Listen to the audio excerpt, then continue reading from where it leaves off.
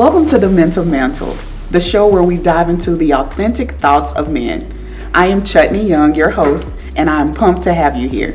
This is your space to hear honest, no fluff conversations from the mind of a man. Here we open up, we let go of the pressures, and build a community of men who are not afraid to express their thoughts and just be.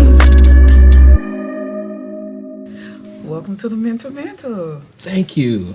Happy to be here. Yes, I'm so happy that you are here with us. You are a pretty successful man. Really? Successful in a Who told you that? in a demanding field, tech, progressive field, an entrepreneur. Yeah. Have some very interesting hobbies. Yeah, too many. Yeah. So just start by just telling us who you are, where you come from, where did you grow up. Okay. So my name is Rich. Only in name, not in finances. But I'm originally from the Texarkana area. I grew up there, went to school at University of Arkansas. Met my wife, Kristen. Some of you may know her. She's from Osceola. She is. And so we met at the U of A my freshman year. Yeah. We ended up getting together at the end of May, and we've been together ever since. So it's been 20-something years. Yeah, so I think we're going on 26. Wait, it's 2025, so 25 years. 25 years. Been together, married for 21. So, yeah it's been a while. A day over 25. Yeah, so went there.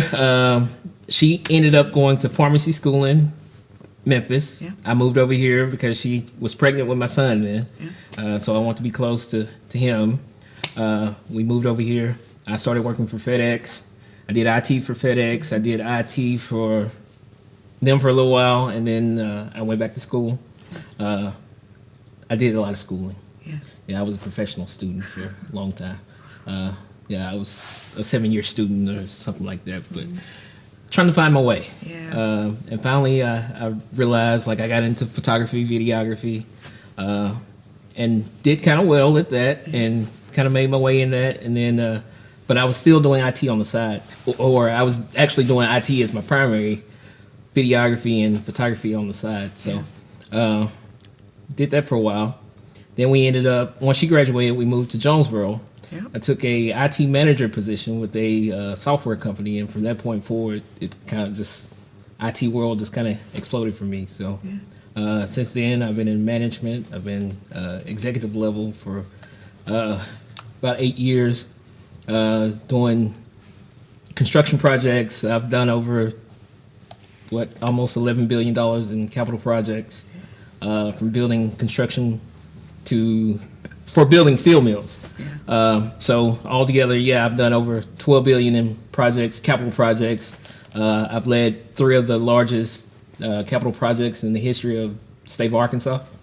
I've led a team of, so everybody's talking about AI now. Right. My team leads AI initiatives. We do database, data centers. We do all of it. So it's been a pretty fun ride. Yeah. Also, pharmacy. My wife is a pharmacist, so we built a pharmacy from startup, sold it in 2 years, which was unheard of for pharmacy. So normally it takes about 2 years to turn a pharmacy around or it takes about 3 years to turn a pharmacy around before you can even sell it. But we were able to bring it up, sell it in 2 years. So now she wants to do another one. I don't. We'll see. I hope I'm done with pharmacy, but we shall see. Yeah. So that's the gist of kind of what I do. Hobbies, again, photography, videography, motorcycling, homesteading, playing on tractors, hunting. Do a little bit of everything. A little bit of everything. Yeah, man. You only get one life. Only one life. So, so if that's not success, I don't know what standard we will have to go by. I don't know. It's been a rocky road. Rocky road. Yeah. So I don't know. They say be careful what you ask for, and a lot of times if you looking from the outside in, you can walk by this window and looking on the inside, and you only see the great things up front, but you don't see all the chaos in the back, right? Yeah. So, that's how a lot of folks' lives are, and I'm no different. Yeah. Right. So Yeah, I make it look good. Make it look good. So on that note, being in the industry that long, being in the Delta, being a black man, and now being on the C-suite, what is that like? It's different, especially in the Delta. You know, what I pride myself in is, you know, being a little, I guess, once I got to a certain level, I tried to bring people up with me. Yeah. And you don't see that a lot. And here, because you do that, you lose a lot of respect from some of the others because they feel like you're only hiring us. Right. Or you're only hiring diversity. Right. So as everyone knows, everything that's going on with the DEI initiatives, I've always been DEI, if that's what the word is. Right. But I feel like you really shouldn't have to have an initiative. If there wasn't a problem, you wouldn't have to have the DEI in place. So for me, my teams have always been the most diverse. I know people that come into the mill, they'll come into my group and see it. And, you know, I have everything from Indian to black to white to Nepali to, Asian. So I just hire talent. I don't care what they look like. And for me, it's always made the team stronger. Yes. And here, being in the South, it's really hard for these folks to comprehend that, right? So I've always struggled with perception. Like, they think that, you know, I'm always trying to hire, you know, black people or different cultures that are not white. So IT group at I can't say the name. At our company has always been the most diverse within the organization. Wow. Yeah, so kudos, brother. Yeah, we'll appreciate it. Yes, that's how it should be.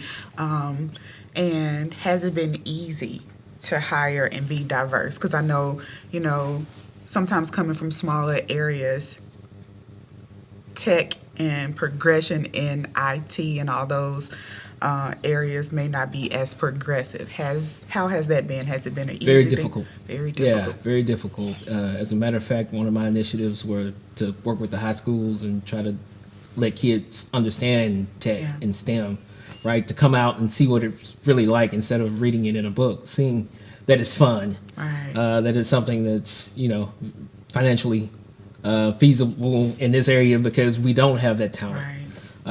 And it's always been very hard in this area because a lot of kids just don't understand like that field. They only see the production guys at the steel mill. They don't understand there's a whole different group of folks behind the scenes that are making it run without actually being there. So, yeah.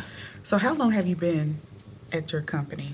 9 years. 9 years. Yeah. And what is your team size? Right now we're 45.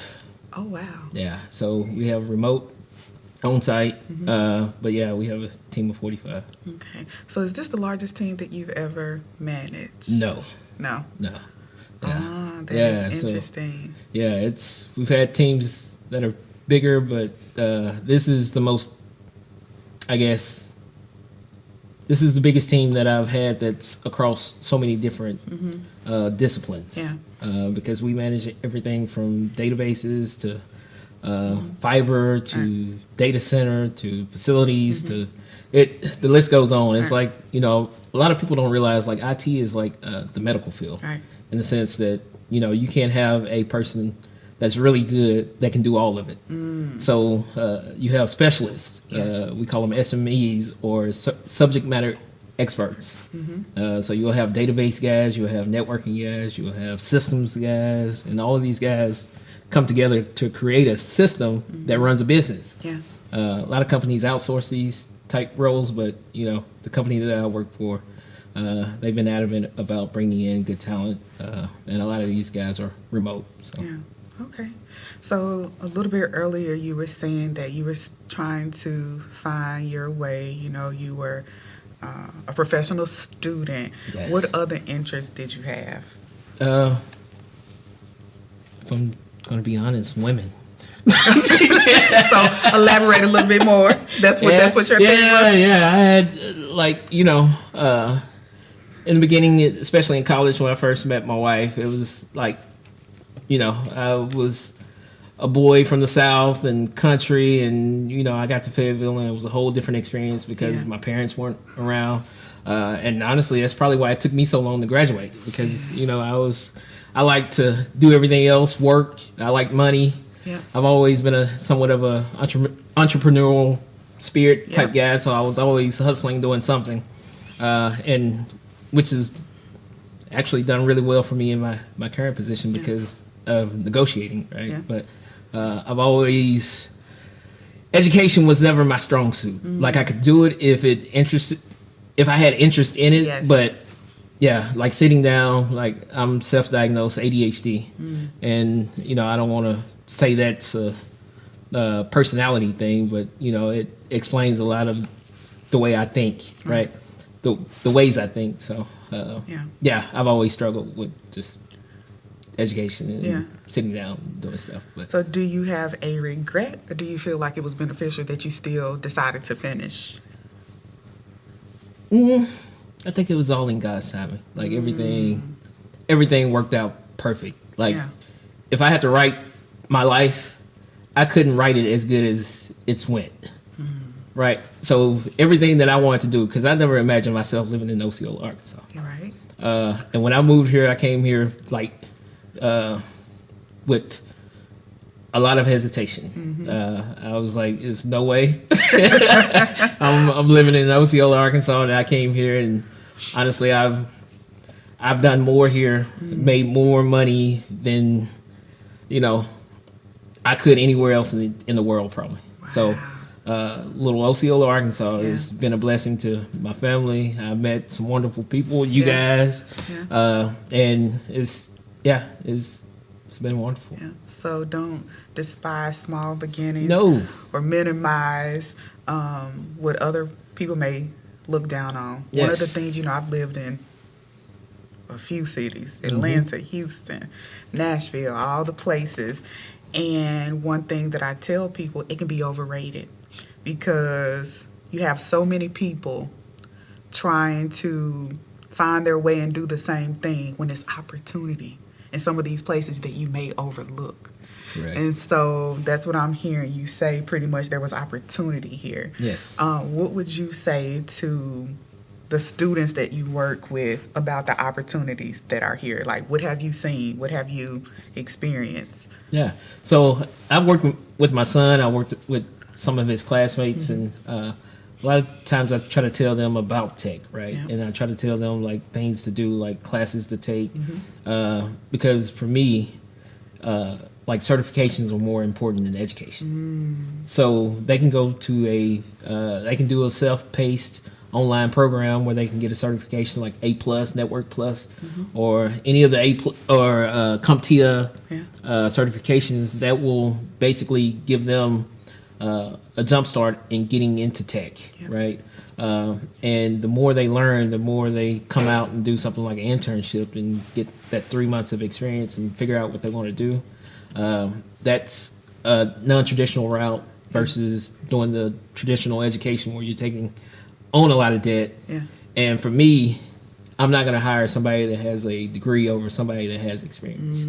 So if they come in with a certification, again, a certification to me is more important than a degree. Yeah. So I try to tell these kids that, just get certified. Yeah. Find something you want to do, get certified in it.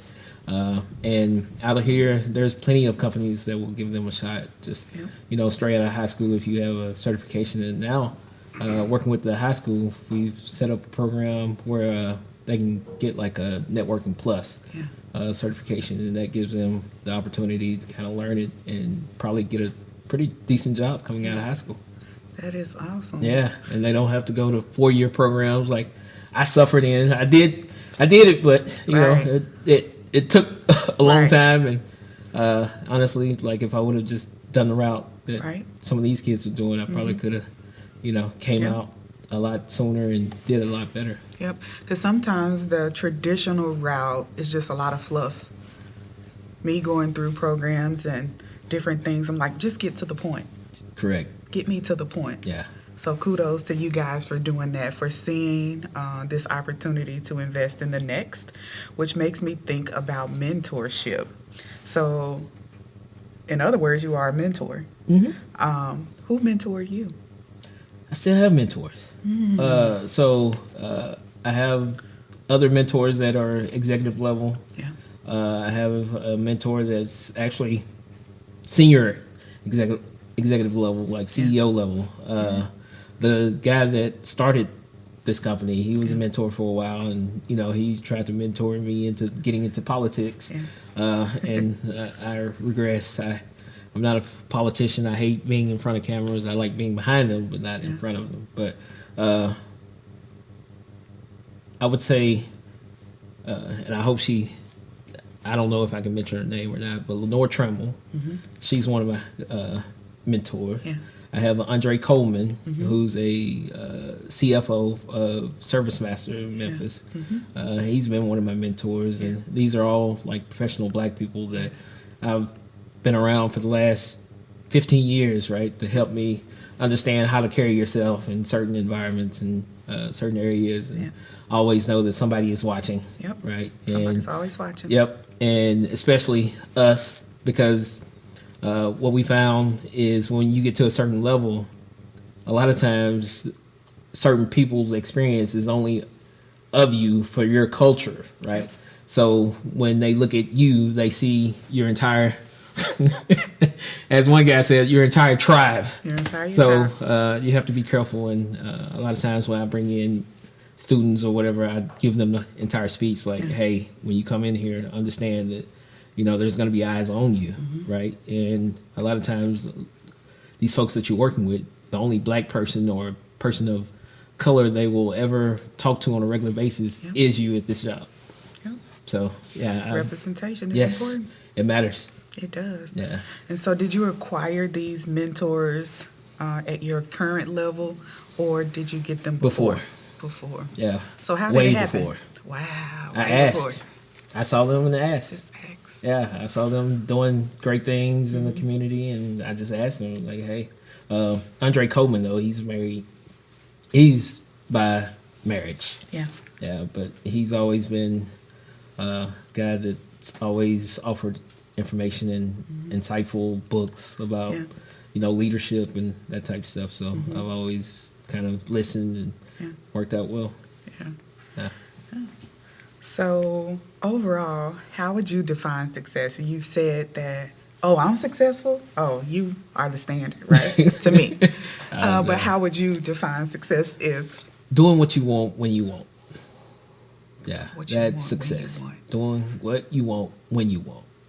Wow. Yeah, I've never heard anyone say it like that. Yeah, that's success to me. And right now, I have to go to work tomorrow. Yeah. Yeah. So.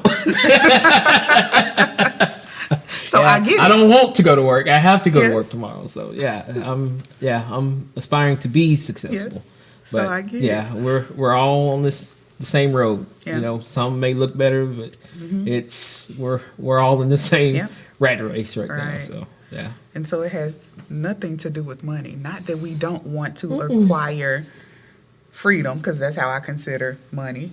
Is a form of freedom, but it has nothing to do with that. You said that you've made the most money you've ever made, and that you probably could make worldwide. Did you say worldwide? Yeah. How does that position you, again, as a Black man? Because sometimes, me guilty of it, you accept what's offered. You said you're a negotiator. Did any of that have any influence on? Yeah, I would say if you value money, for me, it'll never make you happy. It's like Amazon. Like you order, or I don't know about anybody else, but when I order something from Amazon, I get happier waiting on it than when I get it.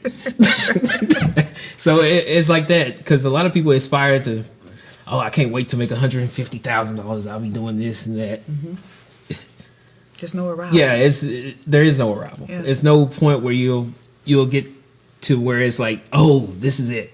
Yeah. Because once you get to that point, then you become empty because there's something else out there you want. I've gotten to the point where I realize like a lot of this, like money only brings you certain comforts. Experiences brings you life. So just getting out, living, not acquiring, just living, going out, seeing how other folks live, just seeing the world. Like that's where it's at. It's not in the acquisition of materialistic things, because all that stuff does is just gives you like a temporary fulfillment. Because after that, you're gonna look for that next high. You're gonna look for that next one, something else that you think is gonna fill that void, and a lot of folks just keep looking and keep looking. Yeah, and it's no different than from anything else with money and career. It's like you get to that certain level, you think it's gonna be, you're gonna reach that that plateau or that moment where you're just the it. Right. It never happens. Yeah, even when I walk into rooms and people know me, it doesn't. I don't like it. Yeah, I don't like it. I like just kind of being just regular, and and not to say that I'm anybody, but when I walk into rooms and I feel like it shuts down or whatever, it's not fun. Like even in leadership, right? The work environment, it's not fun because you can't. Like I'm a playful guy, so I can't play with my workers because they may perceive or receive the words that I say the wrong way. Right. So a lot of times you have to kind of bottle up who you are personality wise, because you may offend somebody. Right. So I don't know, leadership. Yeah. It is what it is. Yeah. Yeah. So was there a time when you had to learn that, or did you always know that? Have you always known how to read the room, or was that something you had to learn? I can read the room, but I had to learn to shut up. Give us an experience. I had the experience of one of the ladies that reported to me. She perceived me saying, like, joking around as being something that it wasn't. Yeah. So, of course, and the company that I was working with at the time, the HR manager and all of us, we knew each other, so they just kind of friendly came and talked to me about it. Yeah. But that made me realize, like, I got to step back. Kind of like, I've always, been blessed with reading folks, so I can read a room pretty good. Right. And I can get along with anybody. Even now, like, I deal with a politically charged environment where, I'm the bad guy a lot of times because I have to implement certain things from a cybersecurity perspective. Right. And, a lot of folks see me as the bad guy. So, but just navigating all of that, it's been a challenge. So being that it's a challenge, has it ever played on you emotionally? Oh, yes. How did you manage? How did you handle motorcycles? Yeah. Yeah. I ride motorcycles not for fun. It's so I don't break. Yeah, so I don't break somebody's face. So it's an emotional support mechanism. Yeah. So it's more of a outlet. Yeah. Right. Like getting out, just riding, it just helps me release and kind of helps me calm down a lot. Yeah. So tell us a little bit about your motorcycle hobby. What's your favorite bike? What do you take any excursions? Harleys. Yes. Harleys. Yeah. So last year I did a 5,000-mile trek rode from Arkansas to Nova Scotia, Canada. 11-day trip. This year I'm planning a trip to we're going to Colorado, probably up to Wyoming and Montana, and so that's probably another 8-day trip. Going down to Tampa next month. Yeah. But yeah, I like to hog hunt too, so I do. Yeah, I have too many hobbies, but the motorcycle part is twofold, right? I do YouTube also. So my YouTube channel is about like motorcycling and homesteading. So I do all of that to record content, and also it's like my outlet for stress. But yeah. That's awesome. So I have a few more questions about the motorcycles just because I'm curious. How does this work? Do you just up and say, I'm going to take this? Do you ride with other people? Like, how do you plan and Yeah, I'm going a to free 5,000 spirit. miles. Yeah, I'm a free spirit. They just asked me like 2 weeks before that trip that I want to go. So I said, yeah. So I came home, told my wife, or actually we had the pharmacy then. Yeah. Went to the pharmacy and was like, hey, such and such asked me if I want to go on this 5,000 mile trip to Canada on the motorcycles. She's like, what? I was like, can I go? She said, yeah, if you finish this. So I finished whatever she had me do, and sure enough, and that changed my life forever. Yeah. Like now I am truly addicted to long distance motorcyclists. Yes, it's nothing like it. Like just riding, you can see the trees up close, you can see the hills, you can smell everything. Like in a car, we call it a cage. In a cage, you can't experience everything that's around you, but a lot of people don't realize when you get close to water on a motorcycle, you can tell because it gets cooler. So you can smell when rain is coming or you're about to hit rain, you can smell the rain before you go into it. So it's like just all of the senses. And for me, the greatest thing as far as riding motorcycles is riding in rain. Like I love it because it helps me, or it gives me the opportunity to concentrate on something that's not important. Well, it's important because I need to live, right? Yeah, but you shall live. Yeah, it helps me like just locking in on the moment. Like it's unexplainable. Yeah. It's funny because both of my dads, when I say both, my biological father and my stepdad were really into motorcycles, and I hated them. Really? Like, I'm not an adrenaline type person. Yeah. And I remember my biological dad, he was like, come get on the back. And I would be holding on for dear life because I was scared. Really? So I think it's very interesting. Was it a street bike? You don't know? I wouldn't know. But he was extremely tall man, and I remember it being long, big. Okay. That's all I know. I have no clue about it. Yeah. So, I can see you on a motorcycle. really? Now. Yeah. I would like the outfits and the aesthetics of it. I would love I that. can see you on a motorcycle. But trying to go fast? No, we don't Probably go not. fast. Oh, okay. Yeah, we just cruise, man. Just We cruise. have highway. Yeah. We call them highway couches. So you kick your legs up on it and just ride, listen to music, and just enjoy the environment, man. And release it all back. Yeah, man. to the earth. Just chill, like just like I've never done any drugs, but I can imagine like it's probably the same feeling. Yeah. So I love it, man. It's just getting out and enjoying life. So you said that you just did it on the spur of the moment, or you're a free spirit. Where do you guys stay? Well, we book spots along the way. Sometimes if you plan the route out, a lot of guys Airbnb it if you have a big group. But what we try to do is not book until you get there, because on a bike, if you're headed somewhere, like if you're going across the country, you don't know when you're going to get tired. Yeah. So if you book a hotel that's 300 miles out, you have to go that 300 miles that night. Oh. Yeah. Whereas if you just kind of wing it, you find a spot when you get tired. Yeah. So now you're not pushing yourself to get to a spot, risking, life and health, just because you've already booked a spot that's too far out. Yeah, that's wise. Yeah. So may you guys always be protected. May your life always be preserved as you are Thank you. traveling up and down the roads. May it be well. And we are going to take a quick break. Okay. When we come back, we'll jump back into the conversation. So, All right. Cool. Thank you. The Mental vlog is dedicated to providing men with a safe space to share his experiences, to talk openly about the things that matter most to men. Your mental mantle is symbolic of identity, your footprint, valid expression of your guiding principles and beliefs that shapes authentic actions and decision making. It's your path for legacy. Welcome back.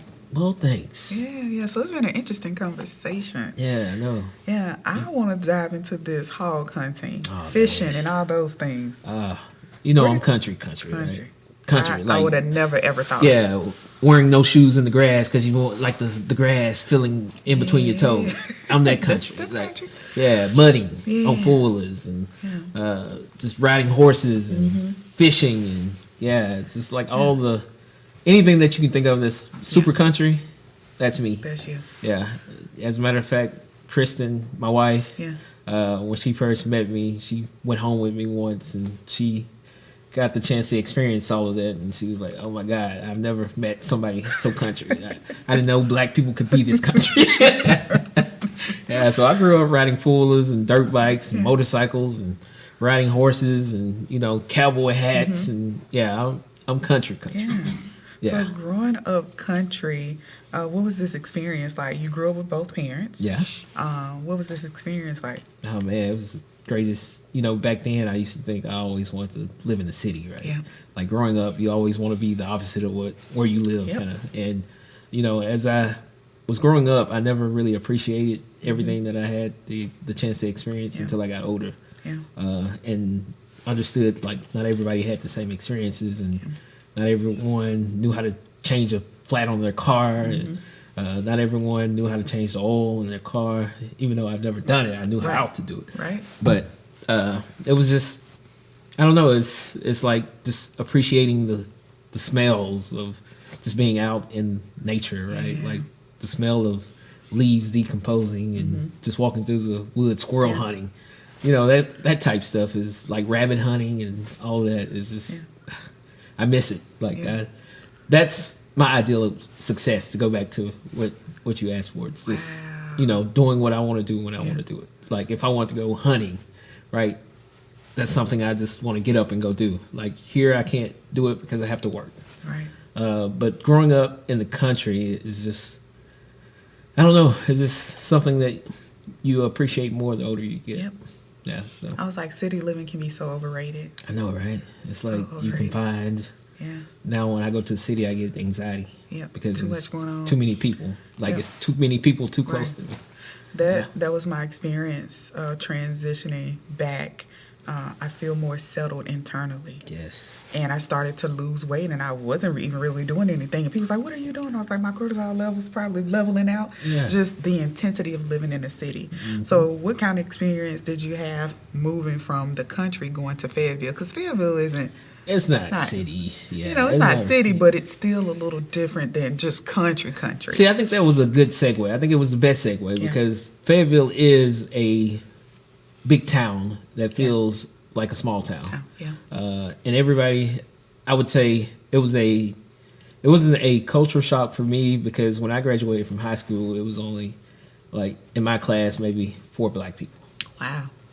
So when I went to Fayetteville, it was similar to the same type of statistics and dynamics that I was used to growing up. Yeah.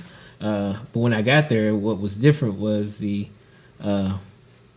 like how black people kind of huddled together. Yep. Like if you saw a black person in the mall, you had to go over and speak. Like you had to go salute them, you had to go shake their hand and be like, "Hey, what's up?" You don't even know these folks. But it was a different experience, and so the going from my little small town to Fayetteville, it was natural. Yeah. Like it felt natural. Like I wasn't, and I can survive anywhere I go. Right. I think that's the benefit of growing up country and Yep. I said the same going thing. out, doing whatever in the woods. If you can go out in the woods and fend for yourself, you can go anywhere and do whatever you need to do. And I feel like growing up in the country helped me to, if nothing else, appreciate relationships. Yeah. So How so? because in the country, I feel like everybody had relationships. Like you had a community within like your local environment, right? So you had to, like your mother's friends, you talked to them, you had to socialize with them, you had to, if you went to the grocery store, you asked them if they wanted something. So, you always were looking out for everybody else in the community because it was a true community, like a physical community, not like a social media community, because you could actually go out and touch these folks and go knock on the door and, they come to your door. Hey, you got sugar, you got milk, can I borrow? Right. That type of stuff. That doesn't happen anymore. Folks does don't even not. know their neighbors. I don't know my neighbors. And I don't want anything out of your house too. I don't. Yeah. You have cats in your house. I'm good. I'm good. Yeah. I'm You good. have dog. Yeah. I don't eat at potlucks and none of that Yeah. stuff. Yeah. But I don't know. It's been a great experience. Yeah. Like, and then, going from Fayetteville to Memphis. Right. Now that was That was a that was switch. culture shock. That was a culture shock. Yeah, that was culture shock. I've never been around so many black folks. Right. How was that? Memphis. How was that? Man, bro, it was wow. Yeah. I loved it though. Yeah, you did. Yeah, I loved it. Yeah. Like I loved every experience. Like it was just like I like the people watch too. Yeah. So just going out, like, you know, like why did she wear that? Right. I loved it though. It's just Yeah. Memphis is I don't know. You don't It's have a to go culture to its own. yeah. You don't have to go to the zoo if you live close to Memphis. I'm saying, man, the zoo has nothing on Memphis. I'm telling you, I love it.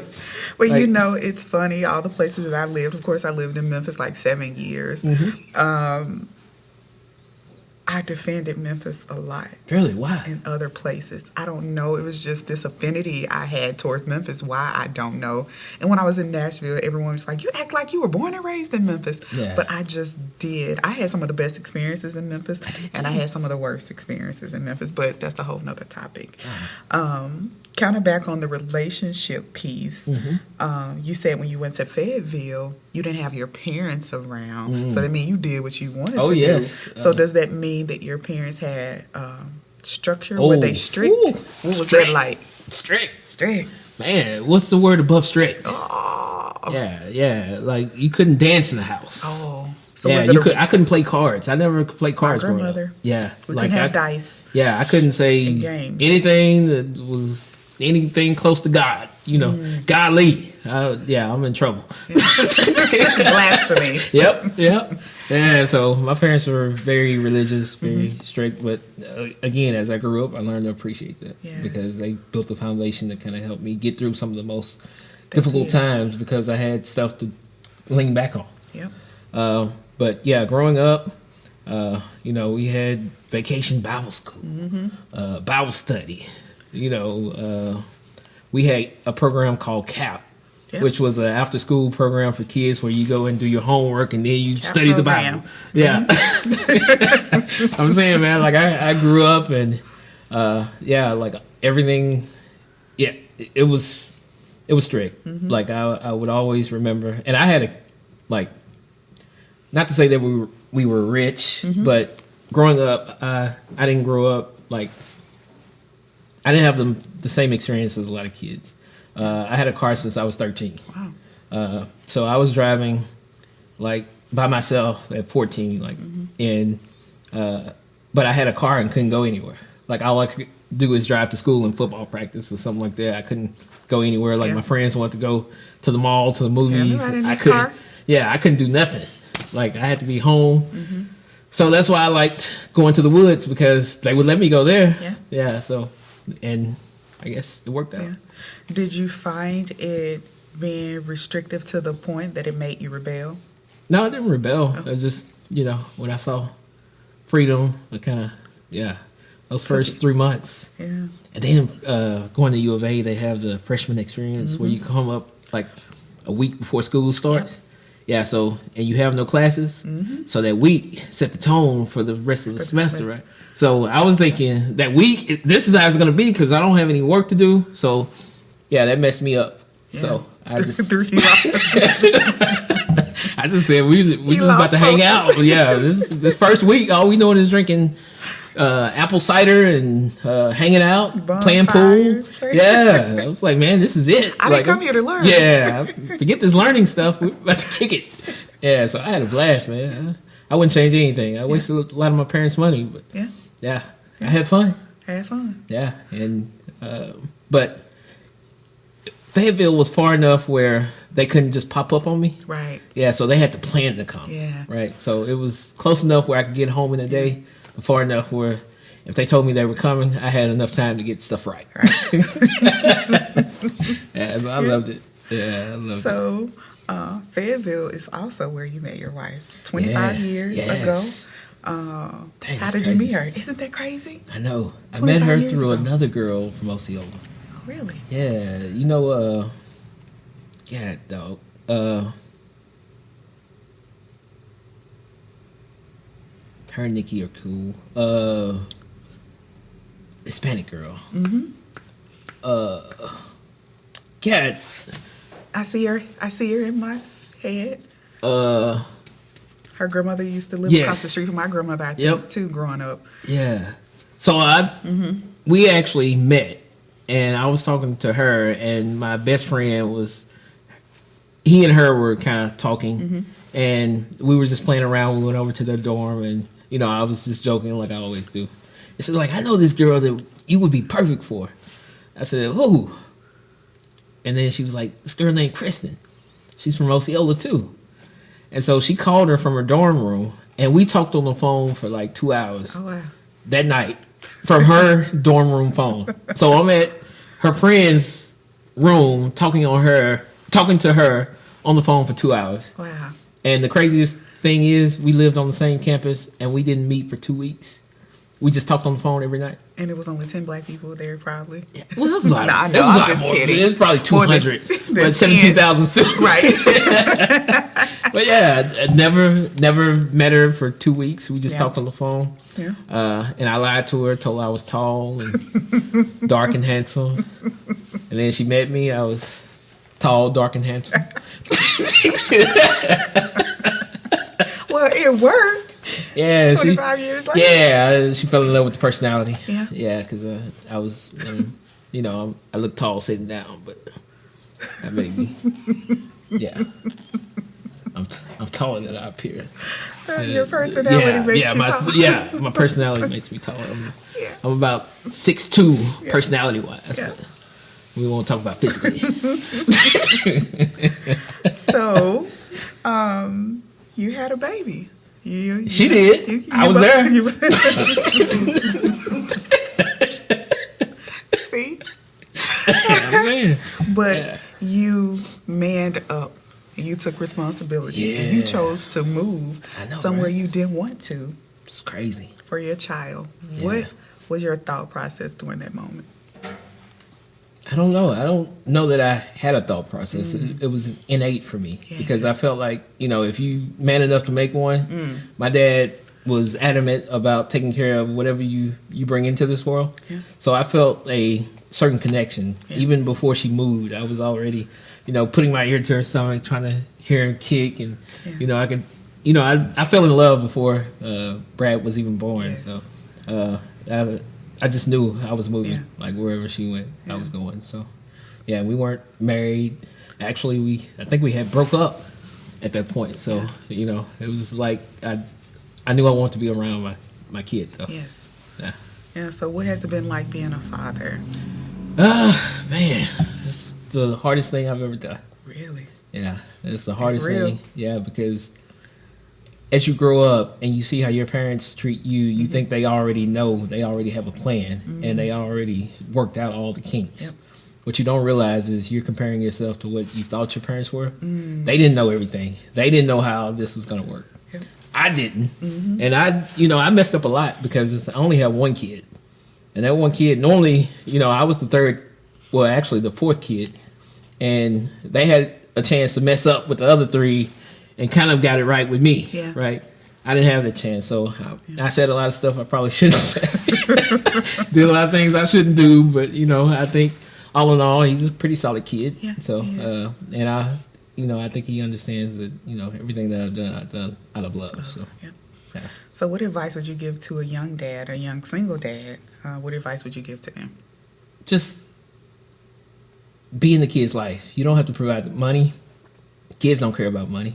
Yeah. They care about time, right? If you're there, you show up at the games, you just be around, just show them how to do their homework. Those are the things that matter. Right. Like, they'll never remember, hey, my dad didn't buy me a Hot Wheels. Right. Like, if you go to Walmart and you can't afford to buy them something, the kids will never remember that. I don't remember that. Right. But they'll remember you spending time with them playing catch. Right. Or pushing them on their Hot Wheels or something like that. Yeah. Like, that's what matters. Yeah. Like, all the stuff that you think you can't afford. Like, I can't buy them this, so I don't want to be around them. Like, Yeah. that doesn't matter. Right. Yeah. Yeah. So, I know within the past couple of years, I believe your dad has passed away. He has. Yeah. Yeah. How has that been for you? I don't know why he quit. Like, he was never a quitter. He just quit life, though. I don't know why he did that. Why? I don't know. Still trying to figure it out. Yeah. Yeah. He's a quitter, man. Nah. Well, I'm happy that you can make light of it. Yeah, nah.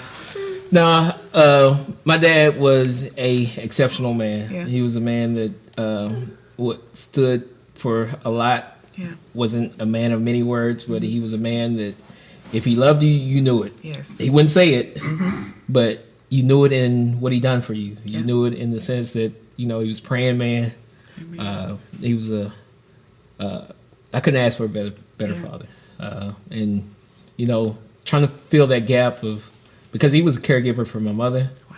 And my mother, she's like blind and she's very sickly. And honestly, we thought we would lose her before losing my dad. So now we had to fill the gap and kind of help her more. And, you know, and that's been a struggle. And just every day I start to realize, like, hey, this man was,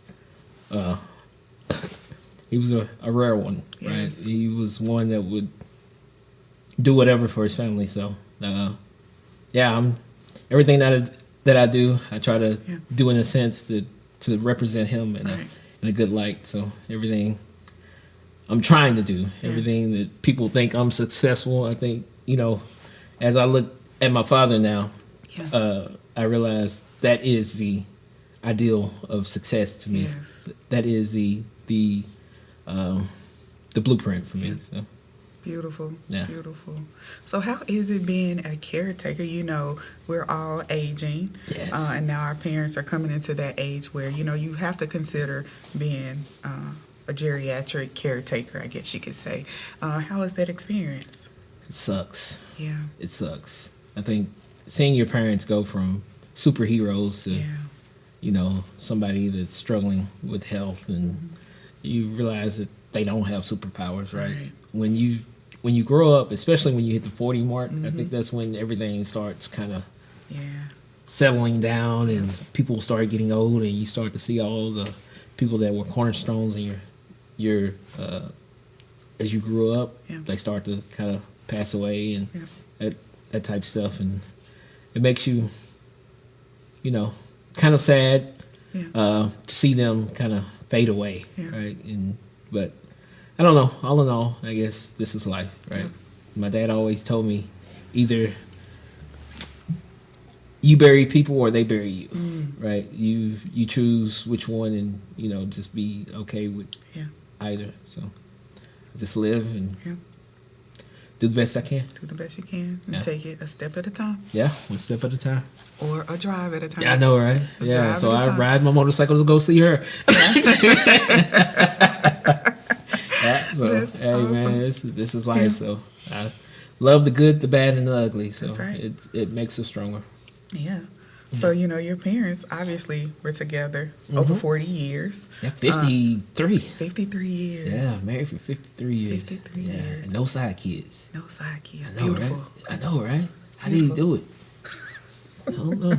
53 years. 53 years. I'm halfway there. Halfway there. Yeah, Y'all are so halfway there. I'm telling you, I don't know if she's gonna make it though. They had a new model come out last year. Oh, Lord. See, this is the clown that you were talking about. But I love that you are being yourself. I love your energy. Yeah. How does she take that as your wife for 25 years? How does she? She gets tired of me sometimes, so I go upstairs and I play by myself, and then sometimes I come downstairs and she'll play with me sometimes. Yeah. And other times she's just like, whatever. Yeah. Whatever. And so my mother-in-law, she lives with us too. Yeah. And you know, between all of them, you know, it's everybody gets their share of rich, and depending on how work is going, they may or may not want to deal with me. So I love it though. It keeps everything fun. Like It does. Yeah, I try to be fun. If I'm not, then there's probably something going wrong. on. Yeah. So she is a successful professional woman herself. How do you guys meet the demands of your careers and still have a 25-year relationship? Oh, it's a struggle every day. Yeah. It's a struggle every day because I would say there's a distinct difference between how men handle stuff and how women handle stuff. And women like to communicate. Yes. Right? They like to talk. They want to talk it out. Men, or me specifically, I don't. Like, I like to process stuff on my own. Internally. Yes. And then give me a little time and I'll come back to the light. Yeah. Yeah. But she wants to kind of pull it out of you. Yeah. Like, what's wrong? It's like nothing. Yeah. Yeah. So, you know, I appreciate her because she's given me a lot of perspective on, you know, how other people or maybe perceive something that Yeah. I may have done or said or Yeah. whatever. Or she helps me understand more complex relationships with people, and because I am a horrible friend. I don't call anybody. I don't go see anybody. I just I live, and I'm in my own little zone, and I don't really talk. I have friends, but I'm more of a I'm happier alone almost. So so not to say I don't like people. It's just I kind of Because you're fun when you're around people. Yeah, It's just get either. yes, yeah. The apple cider you guys have back there has a lot of alcohol in it or something. I'm doing it. So I'm this normally was not giving like you this. your energy. Yeah. Y'all got all these lights and stuff. I feel fancy. Fancy. Well, you mentioned you guys had a pharmacy. Mm-hmm. How was that? Because that seems like a big responsibility. Man, what? How was that owning a pharmacy? Dude, it's crazy. I would say pharmacy is probably the most regulated industry in the world, and everybody has their hand out wanting to get something, especially in the medical field. Right. And pharmacy is no different. Insurance. Oh my God. Yeah. PBMs. And so I'm going to write a book about this stuff, but dealing with all of this stuff and regulations from the government and regulations from the state and regulations from the local government, county, owning, because this, this was a $1 million plus investment. Right. So there was money you had to spend just to even get licenses that we never knew about. You have to spend to get reimbursement for insurances. Mm-hmm. You have to give them a $5,000 bond. So they just hold on to $5,000, right? Just for you to get to the point where you can get reimbursements from them for medication. Yeah. And a lot of folks don't realize you have maybe 6 or 7 big insurance companies that everybody is using. So you have to do that 6 or 7 times. So that 5,000 times 6 or 7, that's a lot of money, right? Mm-hmm. Yeah. So, and then medication, people don't realize how expensive medication is. Yes. They think all they have is that copay, but medication, average medication these days is maybe $600-$700. So if you're filling, imagine our pharmacy, which was filling maybe 70 or 80 prescriptions a day, at $500 a pop, it's that's a lot of money, right? Yeah. So it's a demanding field, and we did do pretty good though, considering we were able to bring it up, start it up, and sell it off in 2.5 years. So impressive. That's a feat within itself. So, and I'm thankful for the experience. My wife wants to do it again, but again, I'm burnt out on pharmacies, I would say. So you might end up doing it again. We'll see. You mean that? Yeah, we'll see. So were you the IT guy, the tech guy? Were you that guy behind the scene? I was. And you were still working Yes. for the mill. Yes. How did you do that? Oh, it was a struggle. Many sleepless nights. Yeah. Leave work, would have to go straight to the pharmacy, dealing with her because she felt like I wasn't there enough, and then I had to be responsible with my primary job because I had a lot of responsibilities. So I had to do that job, and then I had to leave there or go in early and leave there early and go to the pharmacy and do whatever she needed there. It was definitely a struggle. But I think, like I said in the beginning, everything is for a purpose. It is. Yeah, so I enjoyed it. Yeah, good. And you now made it's it over. through? It's over. You really get to enjoy now it's over, so I'm all of your great. Yeah, so, what new do you have? So, you mentioned a podcast. Yeah. Well, it's not really a podcast. This is more like a adventure YouTube channel. Adventure YouTube channel. Yeah, Tell us about it. Yeah, so it's just about my motorcycle journey, about the motorcycle culture in general, riding around, meeting folks. Because what I've learned, even just here in the last 2 days, I did a 700-mile trip. I went to Texas and detoured around through Oklahoma and back through Arkansas on hot springs and whatnot. And when you stop, people that love motorcycles, they'll just stop and talk, and you get to meet all kinds of people. And I have my YouTube channel like on the side of my bike. Yeah. So little kids stop and it's like, hey, do you have a YouTube channel? I was like, yeah. And they'll, we'll sit there and talk, and people that you never thought would talk to you, right? Because they have a common interest in bikes. They will sit and talk to you, and you would have to just tell them, I gotta go.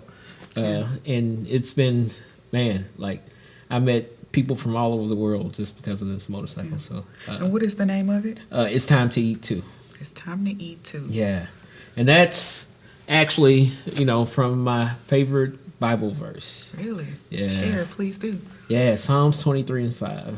It basically says that God will prepare a table for you before your enemy, right? And that's well, always, I'm always, I want them to see this, right? I want them to see me living my best life. So that's why I always say, like, all my social media, it's all public, because if I have an enemy, the best thing they can do is watch me, because they're going to hate me even more.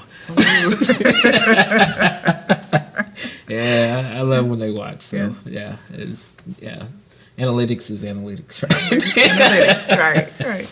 Yeah, so, but yeah, that's my hobby. Maybe this thing will blow up. Maybe I'll be like you and get, something fancy, like, I want my name up here or something. Like, well, we can help you get that. Yeah, I'm saying, like, the mental mantle.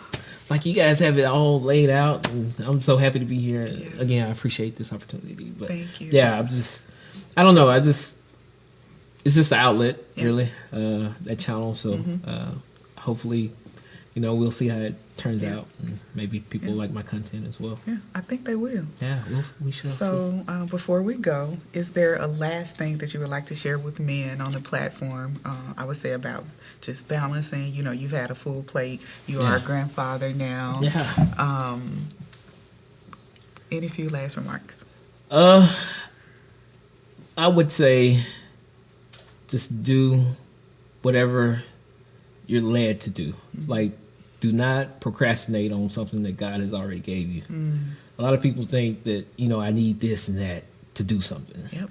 And they sit on it. They sit on whatever God has already given them. Yep. And the more you wait, because if you don't do it, God is going to give it to somebody else to do it. Yep. And then you'll be sitting on the couch. I should have done that. I was going to do that 5 years ago. Yep. And then somebody else blow up and do it, because I've done it. Because I've always been decent with cameras or whatever, and people on YouTube have blown up and doing this and that. And I was like, man, if I would have just done this then, I no telling where I could be, right? If you just, whenever you get that inspiration, whenever you get that feeling like, hey, I'm supposed to do this, just go ahead and do it.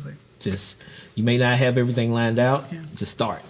So that would be the one thing I would tell folks. Just start. Time to eat too. Yeah, it's time to eat. It's time to eat. Yeah, it's always time to eat somewhere. It's always time to eat somewhere. Yeah.